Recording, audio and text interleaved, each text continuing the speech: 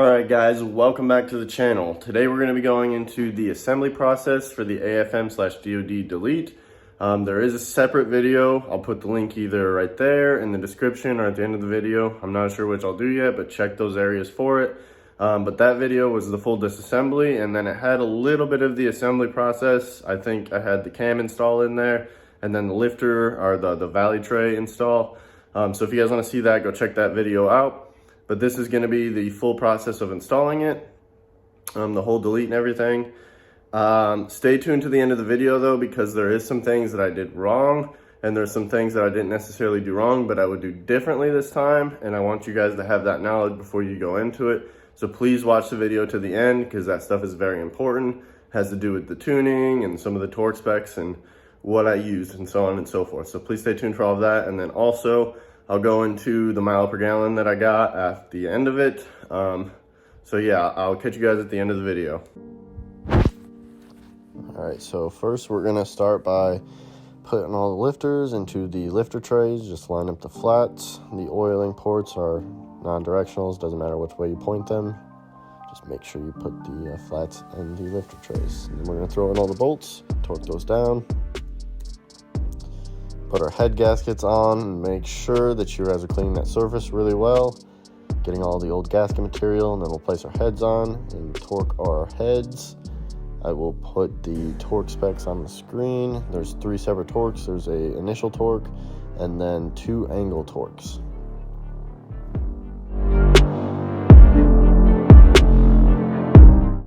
Next, we're going to get our timing chain lined up. Make sure you're lining up the dots with the #1 cylinder at top dead center. There's a dot on your crank and then a dot on your cam gear. And give it a couple taps just to make sure it's flat, and throw your bolt on. I'll throw the torque spec onto the screen, and again it's initial torque and then an angle torque. Alright, so I missed the torque spec of all of your rockers, but just make sure for the cylinder that you are tightening the rockers on, make sure it's at top dead center. Basically the valves aren't trying to be open, and it's on the flat of the cam lobe. And then torque it to the spec that's on the screen. And then next we'll throw on the valve covers and the coil packs, and make sure you guys throw your exhaust manifold back on and with brand new gaskets. Next we'll be putting the intake back in and just wrapping up the externals of the motor.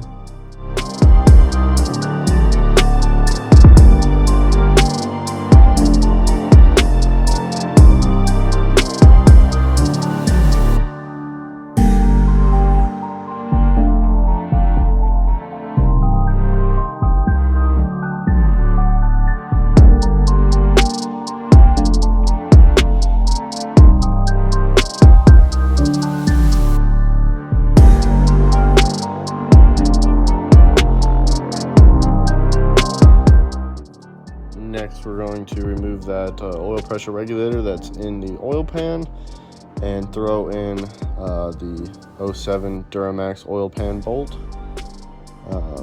You can use online, they do sell a plug for that specifically, but you can use a Duramax one also. Next, we're just going to wrap everything up underneath. You guys do not need to remove your axle or your differential if you are 4-wheel drive to be able to get the oil pan out. You just need to drop it down a little bit, and then also excuse me, drop down your steering rack and pinion to be able to get enough room to come down up and out of that pickup tube and out of the baffles of your oil pan. And then that little brace right there that you can see us putting on needs to come out to be able to come down with that oil pan.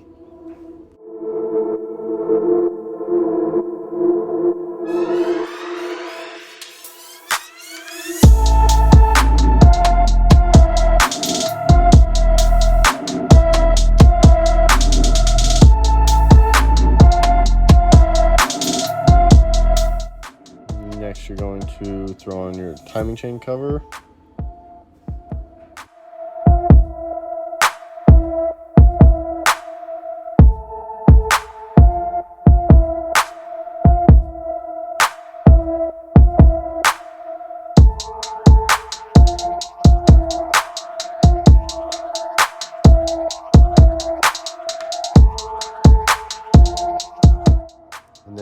can finish up everything else with all the externals. A lot of this stuff doesn't really need to be torqued. I will put the torque for the water pump on the screen though, but for the rest of it, it's all just self-explanatory. Put it back on the same way it came off. The radiator and the fans and all the electric connectors and the alternator and so on and so forth, but pretty self-explanatory.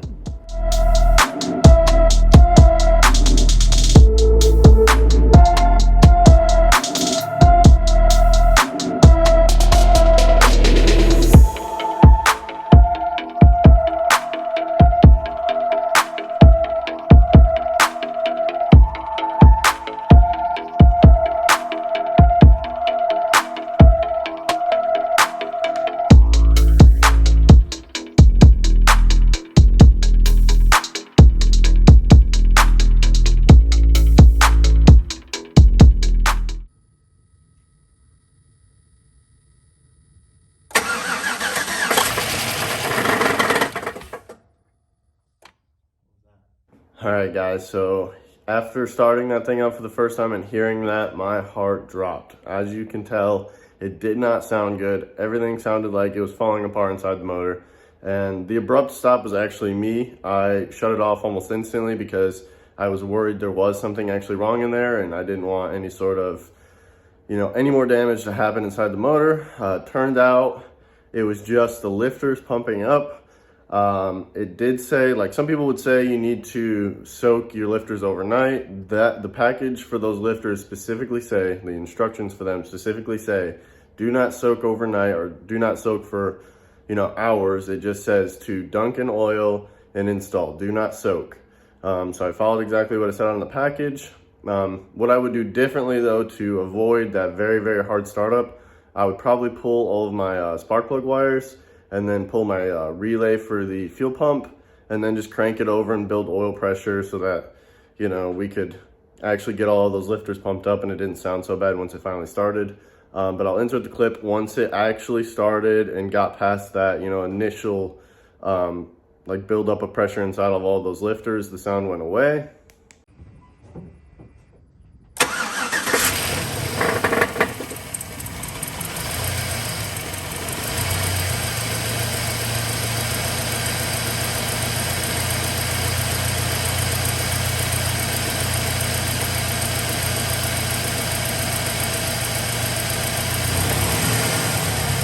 Once all of the initial clatter went away from all of those lifters pumping up, it actually smoothed out a bit, didn't sound too terrible. So we thought everything was okay, but then once it settled down into idle, it had a very rough idle, and it also had a little bit of a rattle. So we were worried maybe there was a rod bearing that was messed up, and we went down a huge rabbit hole of trying to figure out what the issue was. I'll insert a clip here of what that rattle sounded like.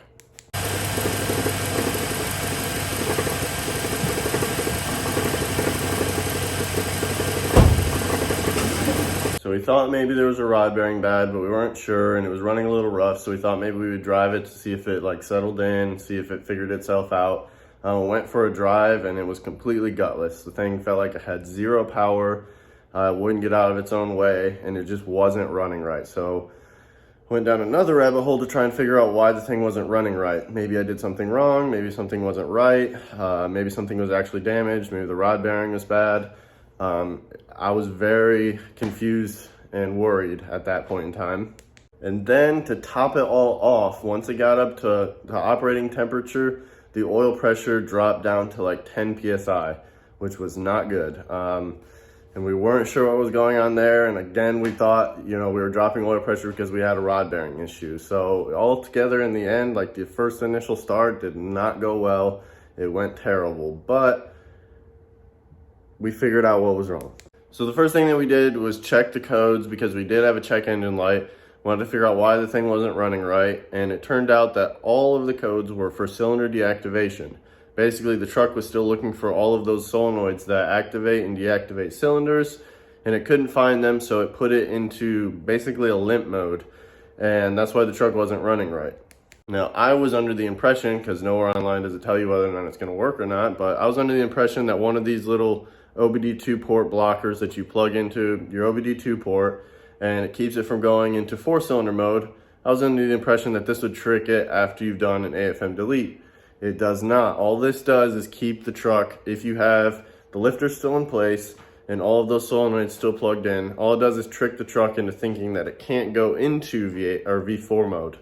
But it does not make the ECU forget about those things. So it's still gonna look for those items, and if it doesn't find them, like in my case, then it's gonna set your check engine light and it's gonna go into limp mode and the truck's just not gonna run right. I'm convinced the truck was running on just 4 cylinders at that point. So this will not work if you guys are doing the actual AFM delete. It only works if you still keep the lifters in place and all of the solenoids. All right, so what I ended up doing to solve this was I ordered one of these Super Chips tuners. I'll put the part number up here. This one is the bare bones one. It was $230. It is not for tuning it to increase performance or miles per gallon. This is just for, changing tire size, rear axle ratio. I think you can remove your speed limiter and then also disable or re-enable active fuel management. It doesn't say anywhere on the site when you go to order it that it allows you to disable active fuel management, so I was a little hesitant to order it. But there was a few comments down in the bottom, like questions people had asked to see if it actually did that, and they did answer that it does. So I went ahead and ordered it, and it does actually do that. So this part number you guys can order. It's the cheapest one I could find. It's $230, like I said, and it worked really well. The second that I plugged it in and put the tune in, the truck ran perfect again. No check engine light, no issues thereon. So next we dove into trying to figure out what was wrong with the oil pressure, and I started doing some research online for the oil pump that I bought for the truck, and it turns out that the part number that I got, which I'll put here so you guys don't order it, was the wrong part number. This one is just for your standard LS, non-active fuel management, non-displacement on demand, just your standard volume LS oil pump. It turns out the site that I ordered this one from said that it would work with my model, but it does not. It said on another site, literally the first site that I went to when I started researching whether or not it would work, after the fact, it said that this would not work with active fuel management engines and that you needed the higher volume oil pump, and it gave the part number. I'll put the part number up here, the one that you actually need if you guys are doing an aftermarket and using, I believe it's a Melling oil pump. So we just dove into it, just put the old oil pump back in it for now because I needed to get the truck running. I think in the summer we'll probably go back in there and put a nicer oil pump in there since this one has almost 200,000 miles on it. But right now I just need to get the truck going and I couldn't wait for the part. So we dove into tearing it all apart.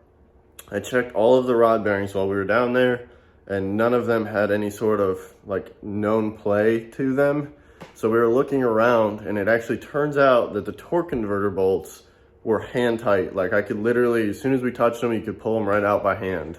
So I think part of my rattle issue from the beginning might not have just been due to the cylinder deactivation lifters. Now it did have a hard engagement into 4-cylinder mode, so I do think that the lifters weren't doing great, but I think that the rattle was just coming from that torque converter being loose. So if you guys are having some sort of rattle when you're going into 4-cylinder mode, check your torque converter bolts because mine were very loose. I ended up putting some Loctite on them and tightening them up. We put it all together with the stock oil pump for an active fuel management engine, and the truck ran perfect. Starts up, has no rattles, runs smooth now that it's tuned, and yeah, the oil pressure is perfect now. But we had one more issue to deal with. Now the next issue that we ran into, which really sucks, and it's mostly my fault, was we started to lose coolant, which is never good. As everybody knows, whenever you do head gaskets, fresh head gasket job, you just head the heads off and you start losing coolant, and you can't see it on the outside of the engine. That's generally not good. So we ended up pulling it all back apart. We think that those torque to yield bolts with the, you have to do an initial torque and then 2 angle torques. We don't think that we got the proper torque on those. I was using, I'll put a picture here, an angle gauge that I got at an auto parts store, and I don't think it was very accurate. There was a few times where I was torquing them to where it didn't seem like it moved quite in relation to where the torque wrench was going. So we don't think we got the proper torque on those bolts. If I were to do it again, from the beginning and I was to use the torque yield bolts, I would probably go get like a nice snap-on torque wrench that has the angle indicator inside of them, so you can get that proper, perfect torque on all of those bolts, because that is a very important seat. You guys don't want to lose coolant. But what I ended up doing, because I didn't want to spend a bunch of money on like a nice snap-on torque wrench or another torque wrench because I already had torque wrenches, is I just went with ARP head bolts, and I put new head gaskets in it, ARP head bolts. The ARPs don't require an angle torque. They're just 3 torques in increments. I'll try and put them up here. And then once you're torqued, you're done. You don't have to deal with any sort of angles. And when we were done with it all, it didn't have any sort of leaks. It still to this day hasn't lost any coolant. So if I were to use the torque yield bolts, I'd get like a nice snap-on torque wrench. But I probably, if it was my own personal vehicle, I know the ARPs are a little expensive, but it's a nice, insurance to know that it's never going to leak again. So I just went with the ARPs, and that's probably what I would do again in the future if I were you guys. And I'm not hating on the torque yield bolts. I know they can work, and they do work. Obviously, most of them come from the factory with them, and they stay sealed for most of their life or all of their life. I'm not saying they can't be used. I just personally don't want to go out and spend a bunch of money on a really nice torque wrench that does all the angles and stuff. But I guess if you're doing a lot of these jobs, maybe you have multiple LSs, maybe it's just nice to invest in that because they are cheaper bolts than the ARPs, and maybe you have like a few of these vehicles that you need to do the delete on. So it doesn't hurt to use them. Just make sure you guys are using a nice torque wrench. But now, since we solved all those issues, the truck runs great. I've went on multiple hour-plus long trips, and I haven't had any sort of issues. Actually, the maiden voyage was about 3.5 to 4 hours, and I've had no issues. I haven't lost coolant. I'm not losing oil. The truck, once it's warmed up and you're sitting next to it, you can barely even tell it's running, so there's no sort of valve train tick or anything like that. And yeah, the truck runs great. Now, the part you guys might be waiting for is, what did we lose for miles per gallon? On the way up there to drop the truck off, we got 17.1 miles per gallon. On the way back down, after we deleted the active fuel management, we got 16.8. Same trip, mostly highway. We lost 0.3 miles per gallon. Now, to me, 0.3 miles per gallon isn't enough to really affect you that much. I guess long term it might, but the amount of savings you get from having a more reliable vehicle, not having to worry about your lifters failing randomly, I definitely think it was worth it. But don't think you're going to get 16.8 miles per gallon if you do this delete. My truck got 17.1 before. It's just going to vary depending on truck to truck and whatever your driving conditions are. It's relatively flat here, but it is in the middle of winter, so it's very cold. That does affect your miles per gallon a little bit. My truck is a crew cab, 4-wheel drive, so it's a little bit heavier. And then also I have the 4L60E, which is a 4-speed. If you have the newer trucks, have 6 speeds in them. And a lot of my body style trucks came extended cab. So just base your miles per gallon off of what your truck has right now, and then just subtract probably like 0.3 to half a mile per gallon, if even. Josh on Just Because Racing, he has about the same commute as me around town, and he gets around 11 to 12 miles per gallon driving around city, and he still had 4-cylinder mode engaged. And he has a 6-speed and 2-wheel drive, but the truck itself otherwise is pretty much the same. And I get about 13.5 with active fuel management deleted. So I actually get a little bit better around town than him. Highway, he might edge me out a little bit, but I wouldn't worry about the mile per gallon loss too much. It's very minuscule, and the reliability that you guys will gain is worth so much more. That is going to be all for this video, guys. If you guys are liking this content, please like and subscribe and click that bell notification. We are going to be getting more into the Coyote build. I was just taking a step away because the Silverado is my daily and I needed it to be going. I needed to pick up parts and so on and so forth for this. So now we're going to be getting back into this Coyote swap, into this new Edge. So if you guys aren't here for that and you guys want to stick around to see that, come check that out. And if you guys are just here for the Mustang, don't worry, we're going to get back into that content. So stick with us, guys. I will catch you guys in the next video.